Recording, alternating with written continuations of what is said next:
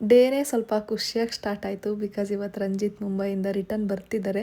Last vlog ನೋಡಿದರೆ ನಿಮಗೆ ಗೊತ್ತಿರುತ್ತೆ, ಅವರು ಆಫೀಸ್ ವರ್ಕ್ ಮೇಲೆ ಮುಂಬೈ ಹೋಗಿದ್ರು. ಇವತ್ತೆದ್ದಿದ್ದು ಸ್ವಲ್ಪ ಲೇಟೇ ಆಯಿತು. ಅದಕ್ಕೆ ಬ್ರೇಕ್ಫಾಸ್ಟ್ಗೆ ಬೇಗ ಆಗೋ ಥರ ಅವಲಕ್ಕಿ ಮಾಡಿಕೊಂಡೆ.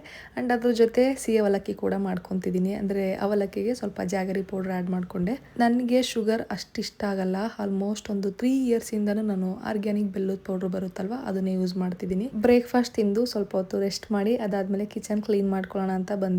ಎದ್ದಿದ ತಕ್ಷಣ ನಾನು ಪಾತ್ರೆ ತೊಳೆಯೋದು ಇದೆಲ್ಲ ಮಾಡೋಕ್ಕೆ ಹೋಗಲ್ಲ. ಈ ಟೈಮಲ್ಲಿ ಸ್ವಲ್ಪ ಕಷ್ಟ ಆಗುತ್ತೆ. ಅದಕ್ಕೆ ಫಸ್ಟು ಬ್ರೇಕ್ಫಾಸ್ಟ್ ಮಾಡ್ಕೊಂಡು ತಿಂದು ಎನರ್ಜಿ ಬರುತ್ತಲ್ವ, ಅದಾದಮೇಲೆ ನಾನು ಕೆಲಸಗಳು ಮಾಡ್ಕೊತೀನಿ. ಆ್ಯಂಡ್ ನಾನು ಕೂಡ ಹರಿ ಮಾಡೋಕ್ಕೆ ಹೋಗಲ್ಲ ಈ ಟೈಮಲ್ಲಿ ಕೆಲಸಗಳು ಆಗಿಬಿಡಬೇಕು ಅಂತ. ನನಗೆ ಯಾವಾಗ ಆಗುತ್ತೋ ಆವಾಗ ನಿಧಾನಕ್ಕೆ ಕೆಲಸಗಳು ಮಾಡ್ಕೊತಿರ್ತೀನಿ. ಇವತ್ತು ಲೈಟಾಗಿ ಮಳೆ ಕೂಡ ಬರ್ತಿತ್ತು. ವೆದರ್ ತುಂಬ ಚೆನ್ನಾಗಿತ್ತು. ಅದಕ್ಕೆ ಹೊರಗಡೆ ಕುತ್ಕೊಂಡು ಸ್ವಲ್ಪ ಹೊತ್ತು ಟೈಮ್ ಸ್ಪೆಂಡ್ ಮಾಡಿ ಮಧ್ಯಾಹ್ನದ ಊಟಕ್ಕೆ ನಾನು ಅಡುಗೆ ಏನೂ ಮಾಡಿರಲಿಲ್ಲ ಮನೆಯಲ್ಲಿ.